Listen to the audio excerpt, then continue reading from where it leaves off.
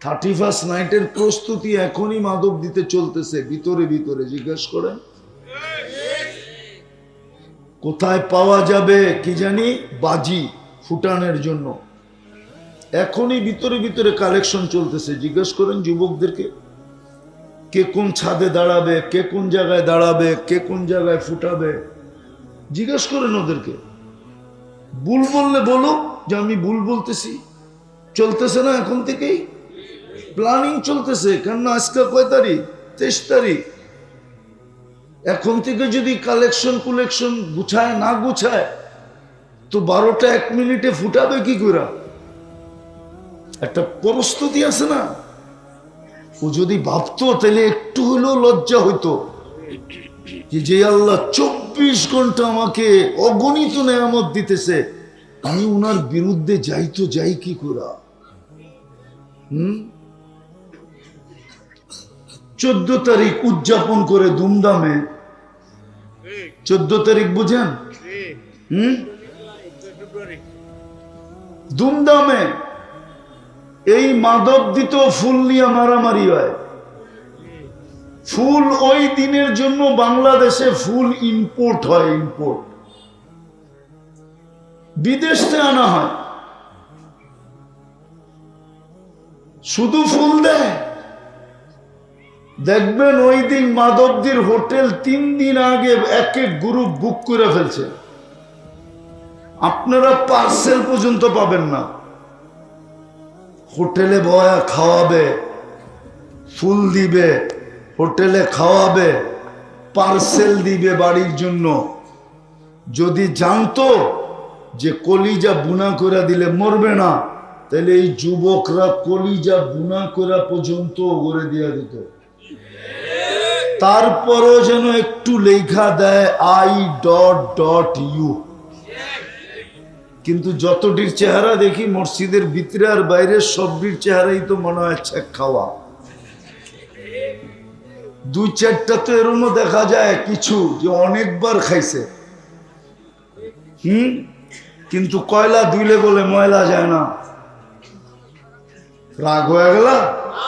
স্বভাব তো যায় না। আবার 14 তারিখে প্রস্তুতি নিতেছে যে জানুয়ারির পরেই তো ফেব্রুয়ারি, ঠিক না? হ্যাঁ কি কপাল যদি বুঝতো যে এত বড়, তো 14 তারিখ উদযাপন করে কি করা?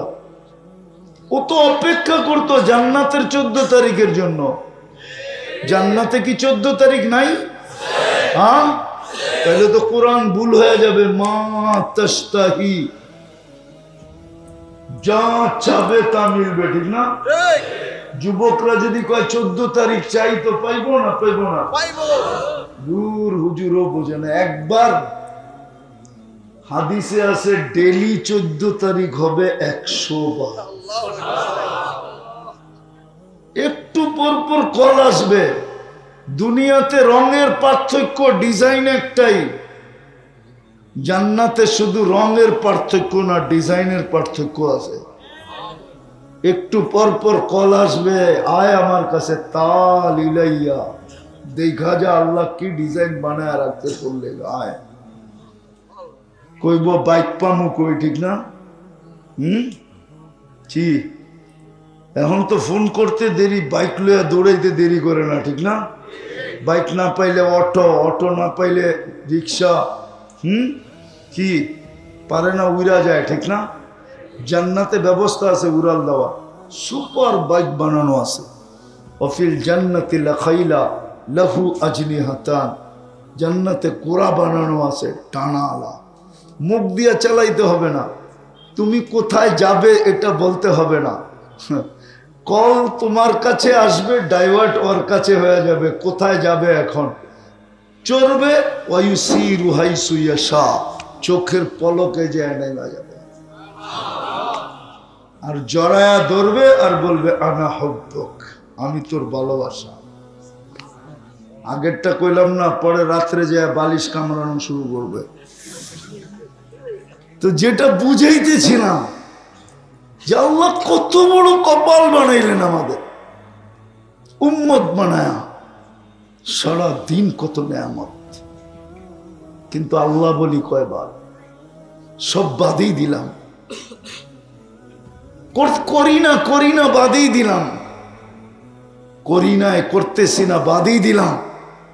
যদি 2 বেলা তওবাও করতাম, ঘুমানোর সময় যদি এই বইলা তওবা করতাম যে আল্লাহ সকালে যদি আর না উঠান, এই জন্য তওবা করলাম।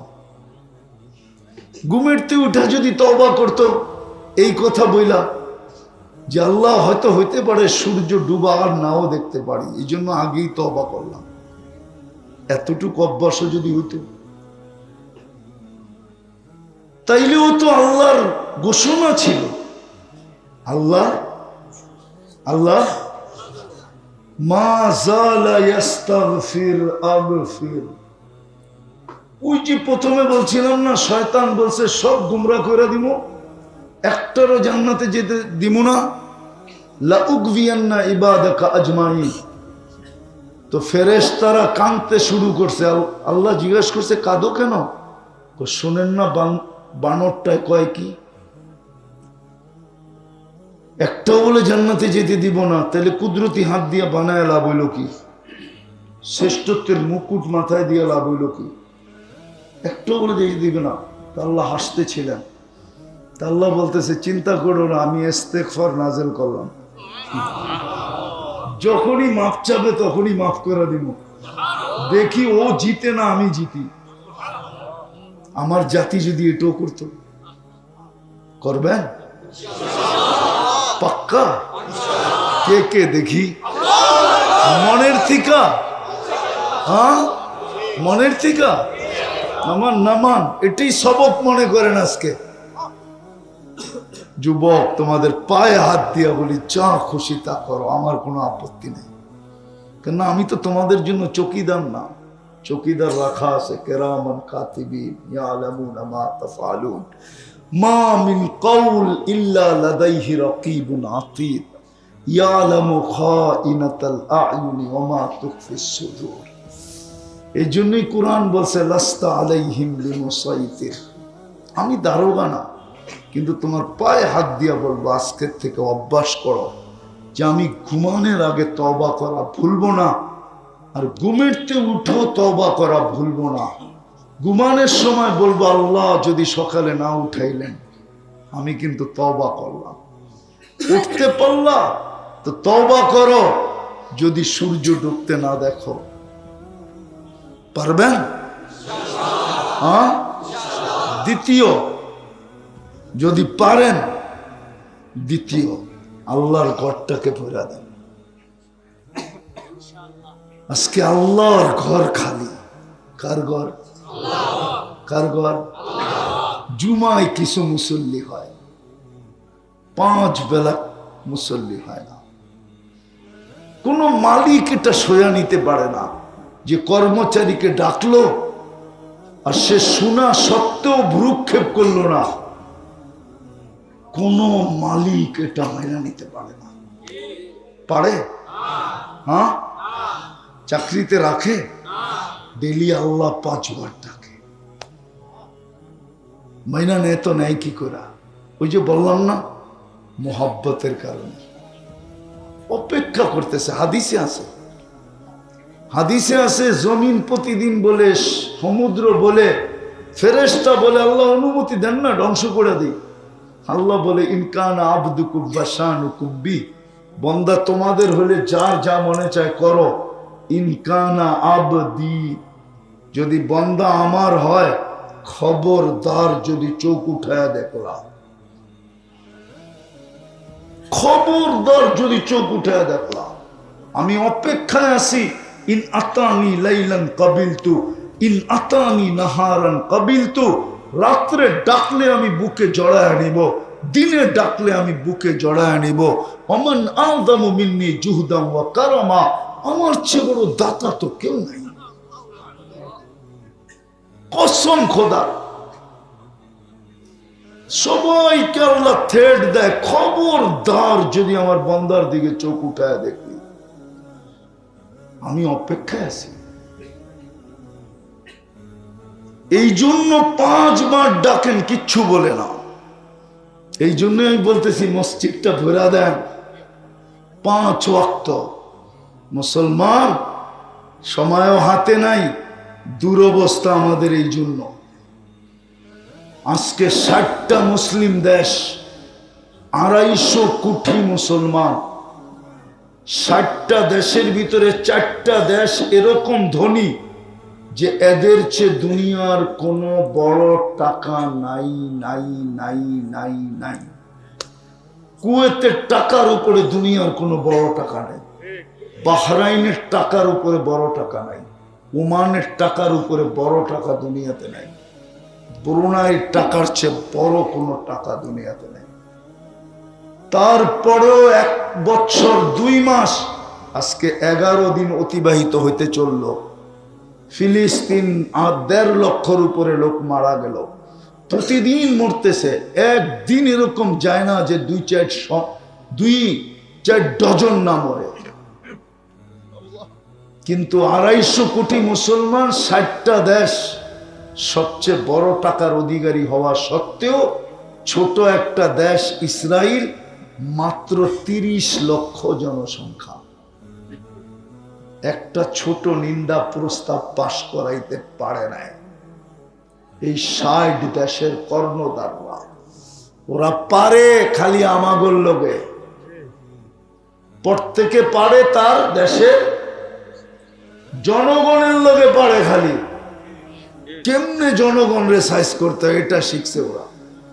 আর ওইখানে দুনিয়ার সবচেয়ে পিওর গিলোয়া যায়, একটা ছোট নিন্দা প্রস্তাব পাশ করাইতে পারে না, উল্টা যত গিয়ের ড্রাম আছে সব পায়ে মালিশ করে আইছে। বলতে তো মনে চায় এই দুরবস্থা, এই জন্য আল্লাহর ঘর খালি,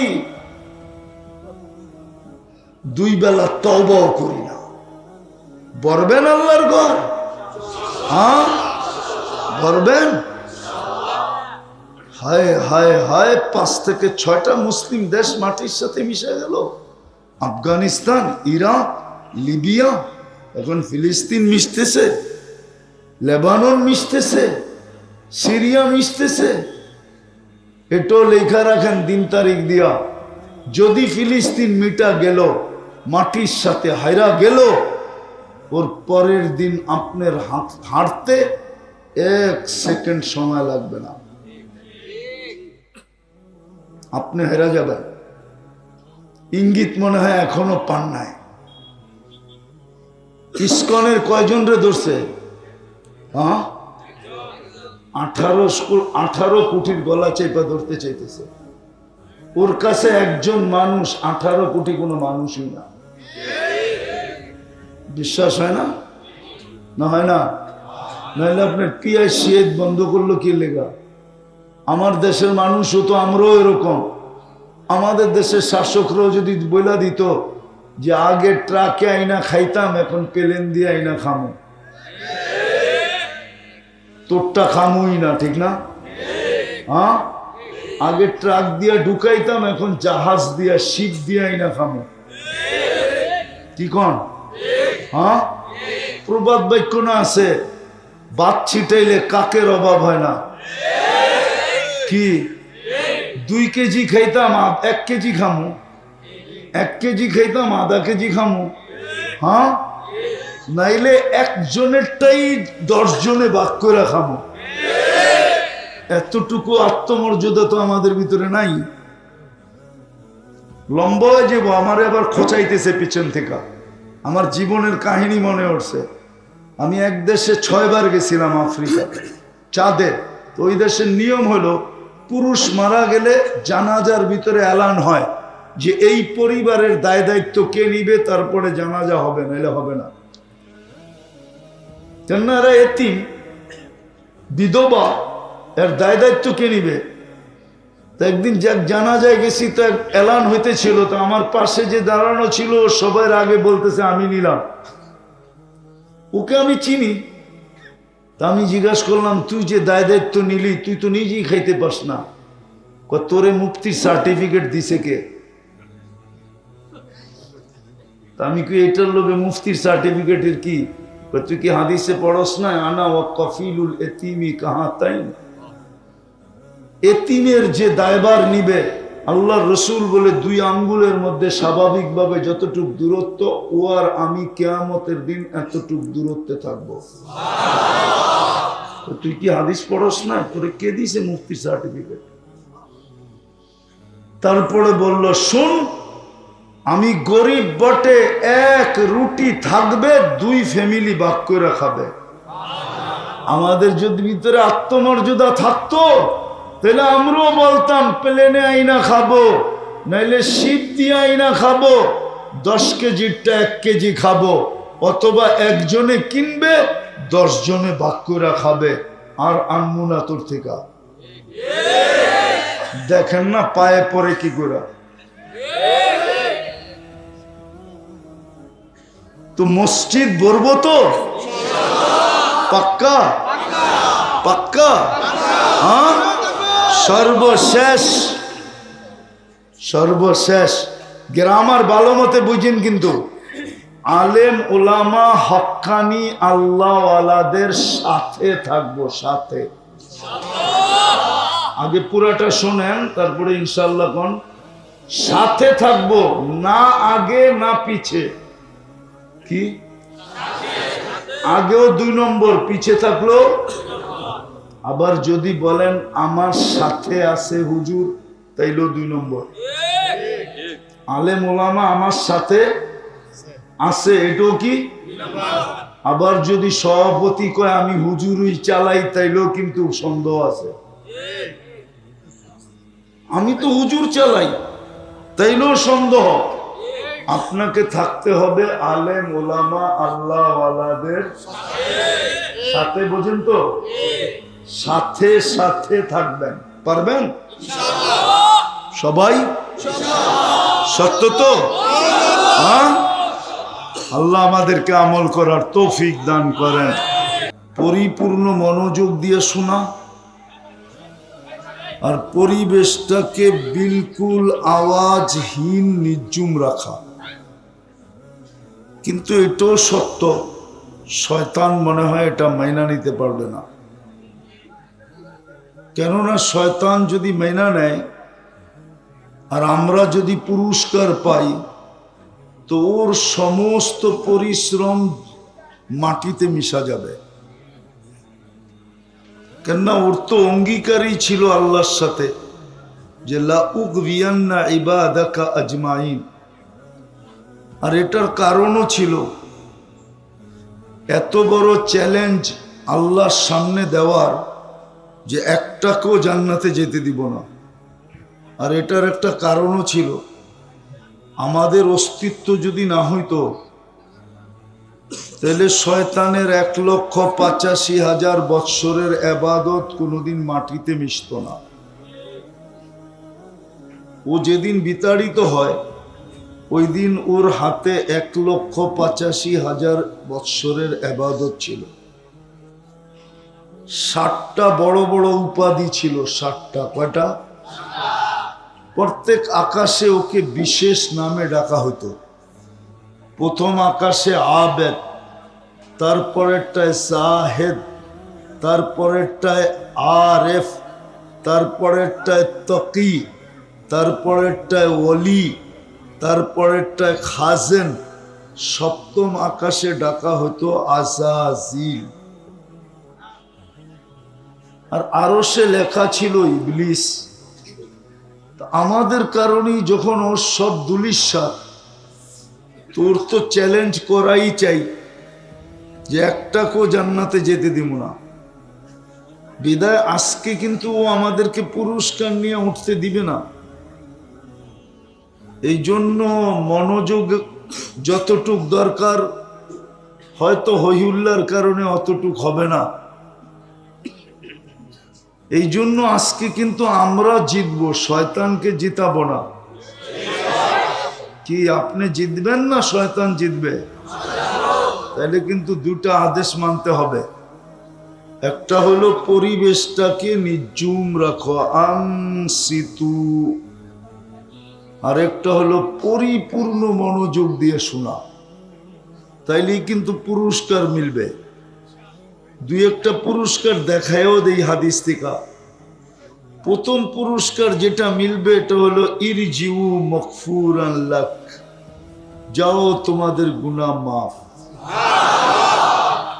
দ্বিতীয় পুরস্কার যেটা মিলবে বুদ্দিলা সাইয়্যাতিকুম হাসানাত, গুনার জায়গাগুলা নেকি দ্বারা পরিপূর্ণ হবে। তৃতীয় পুরস্কার ইয়াযকুরুল্লাহু ফী মান ইনদা, আল্লাহ আমাদের প্রত্যেকের নাম নিয়া ফেরেশতাদের সামনে আলোচনা করবে। চতুর্থ পুরস্কার আল্লাহ যার আলোচনা একবার করেন তাকে শাস্তি দেন না, না। বাকি আরো অনেক আছে, চারটা দিয়ে শেষ করলাম। এই জন্য যেন কোনো আওয়াজ না হয়। কেউ আওয়াজ করলে আমি বুঝবো যে হয়তো বড় হুজুর ওর কাঁধে চুরি চলে আসছে, মনে হয় বোঝেন না। এই জন্য আওয়াজও না, বিলকুল মনোযোগ দিয়া, তাইলে কাজে দিবে, কিন্তু নাইলে সময় পার হয়ে যাবে, আমার কথা একটু বুঝে আসবে না। যা হোক, কথা বলার ভঙ্গিও বলতে পারেন বা প্রশ্ন বলতে পারেন। আমাদের চিন্তা করা উচিত, আর এই কারণেই উচিত যে আমরা এখানে আছি বটে, কিন্তু এক সময় ছিলাম না, আবার অচিরেই আসবে, আমরা থাকবো না। যার কাছ থেকে আসছি তার কাছেই চলে যাব। আর যদি নিজেকে গুছায়া না নিয়ে যেতে পারলাম, প্রস্তুতি নিয়ে না যেতে পারলাম, প্রস্তুতি নিতে পারলাম না, প্রস্তুতিহীন যদি চলে গেলাম, তাইলে কিন্তু লাতুস আলুন্না আনিন নাঈম, প্রত্যেকটা নেয়ামতের হিসাব দিতে হবে। চাই সেটা ক্ষুদ্র হোক, জাররা সমান হোক, জাররা সমান। ওয়ামান ইয়ামাল মিসকালা যাররা খায়রান ইয়ারা ওয়া শাররান ইয়ারা, জাররা হিসাব দিতে হবে। আর হিসাব স্বয়ং আল্লাহ নিবে, অন্য কেউ না। আবার মিলায়া দিবে না আল্লাহ, আমাকেই মিলায়া দিতে হবে। কাফা বিনাফসিকা আল-ইয়াওমা আলাইকা হাসিবা, আল্লাহ বলে ম্যানেজারকে ডাকতে দিব না, তোমারটা তোমাকে মিলায়া দিতে হবে। আর আপনি ম্যানেজারকে পাবেন কোথায়? ম্যানেজারই তো ব্যস্ত থাকবে নিজেকে নিয়ে, আপনাকে সময় কোত্থেকে দিবে? কোরআন তো এটাই বলে লিকুল্লি ইমরিইম মিনহুম শাআনুন ইউগনি, প্রত্যেক ব্যক্তি নিজেকে নিয়ে ব্যস্ত থাকবে। আপনি কোত্থেকে ম্যানেজার খুঁজে পাবেন? হাদিস তো এটা বলে যে প্রত্যেক নবী পর্যন্ত নফসি নফসি বলতে থাকবে, একজন ছাড়া। তো আপনি পীরে খুঁজে কই পেবেন? পীর সাহেবরে খুঁজা পাইবেন? পাইবেন নাকি? হ্যাঁ হ্যাঁ, যারে মানতে যায় জান দিতেছেন ওনারে খুঁজা কই পাইবেন? আচ্ছা না? এখন একটু আগেই তো শুনতেছিলাম হুজুর খুব কইতেছিল, ঠিক না? কি বলেন? এক ব্যক্তির পিছে দৌড়াইতেছেন জান্নাত পাওয়ার জন্য, ওনারে কিয়ামতের দিন কই খুঁজে পাইবেন? উনি তো ওনারে লই পেরেশান থাকবো, আপনারে সময় দিব কোত্থেকে? যাক, কারো আলোচনা করা আমার উদ্দেশ্য না, আমার উদ্দেশ্য হলো বুঝানো। বোঝেন, কাজে দিবে। আল্লাহ বিবেকের বিবেক দিছে, এটা পর্দা খোলেন, নাইলে বড় বিপদে পড়বেন। তো যেটা বলতেছিলাম, নিজের হিসাব নিজের মিলায়া দিতে হবে। ওই দিন মুরিদ পীরকে খুঁজা পাবে না, পীর মুরিদরে খুঁজা বের করবে না। সত্য এটাই, সত্য এটাই, নিজের হিসাব নিজের মিলাইয়া দিতে হবে। এই জন্য আসল কথায় আসেন, ডেলি আল্লাহর নেয়ামত কতটুকু ভোগ করি বলেন তো? কতটুকু ভোগ করি? অসংখ্য। হ্যাঁ বলেন, সংখ্যা গইনা বলেন যে কতবার আল্লাহ বলি। এখানে কেউ আছে 200 বার আল্লাহ বলে?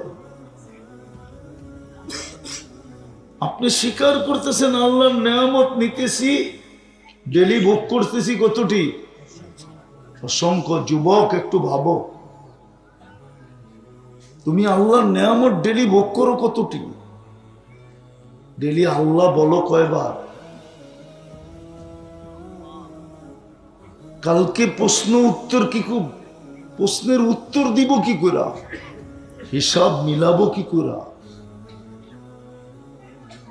হিসাব কি করে মিলাবো? মিলায় তো দিতে হবে, মিলানো ছাড়া তো কাউকে ছাড়বে না। হ্যাঁ, গুছায় যদি নিয়ে গেল তাইলে হয়তো হোক, কিতাবে আছে এটা, গুছায় যদি নিয়ে গেল তাহলে 2 মিনিটে হিসাব কমপ্লিট।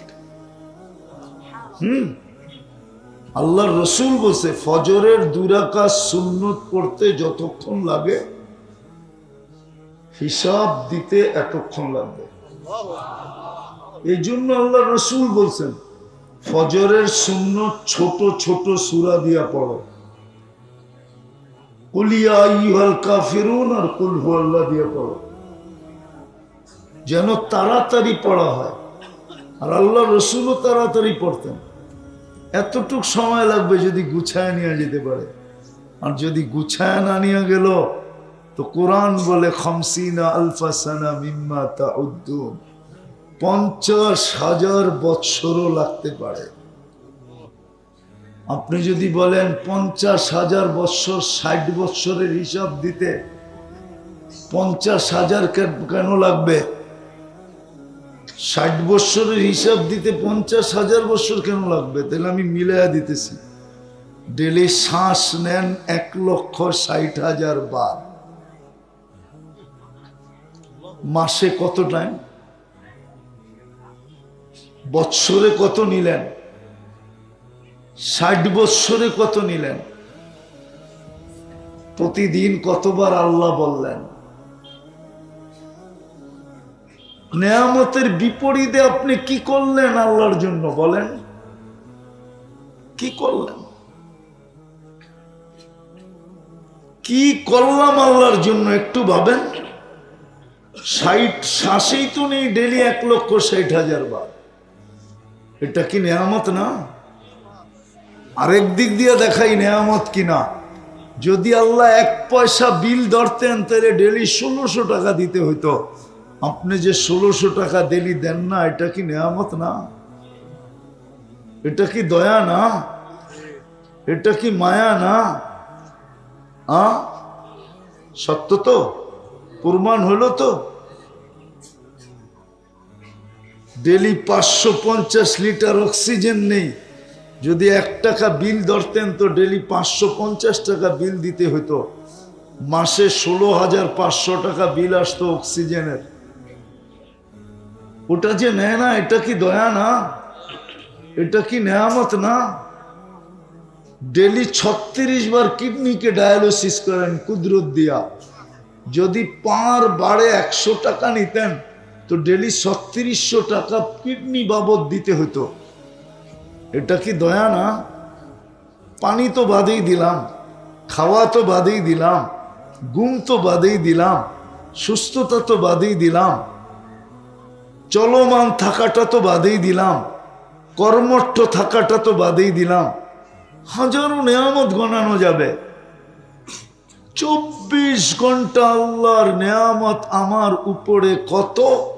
এই জন্যই তো কোরআন বলছে আম্মা বিনিআমাতি রাব্বিকা ফাহাদ্দিস। আমার নেয়ামতের একটু চিন্তা কর, আমি তোকে দেই কি ডেলি। তাইলে হয়তো কখনো তোর ভিতরে মানবতা জায়গা উঠবে, তুই বলবি এত দেয় আমি একটুও দেই না। কমসে কম লজ্জা হইলেও তো পাবি। এখন তো আমরা লজ্জাও পাই না। যুবকদেরকে দেখেন, ওরা লজ্জা পায় না আল্লাহকে। ও যদি লজ্জা পাইতো তাহলে নেটে দেখা চুল কাটতো কেন?